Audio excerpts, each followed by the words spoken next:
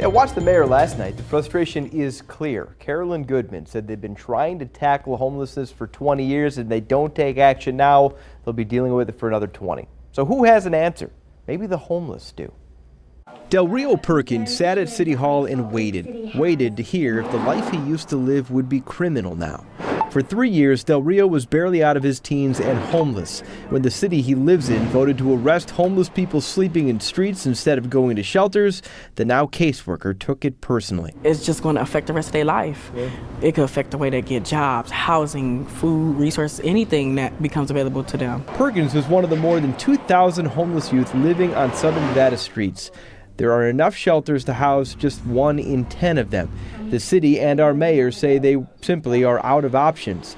But if they're looking for ideas, they could look here, the Nevada Partnership for Homeless Youth's annual summit, where Perkins and other youth have created a plan to end youth homelessness.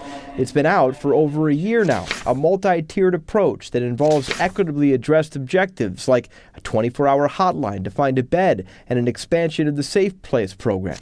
It handles housing, focusing on building a tiny home community for homeless youth or creating a roommate matching service to share housing costs, expanding pop-up shelters citywide, and opening mental health group homes.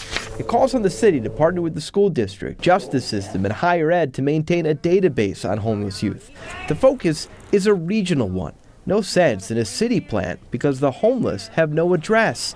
It's not just a city problem. But I'm talking about long-term chronic homelessness, long-term case management, long-term care. These are the kind of things that is needed. And they keep saying that if we put them in a specific area or a specific place, then they'll be okay. That's outside.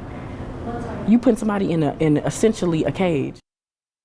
So we asked the city if the courtyard is the right place for a young person to go. This is what they told us. The courtyard was not designed for families or children, but dozens have shown up. They try to place them in an appropriate shelter when they do, but they admit there aren't enough beds, saying youth providers are not offering enough beds. Neither is the courtyard, but we provide what we have while we work to get more. We'll see when more is coming. Guys.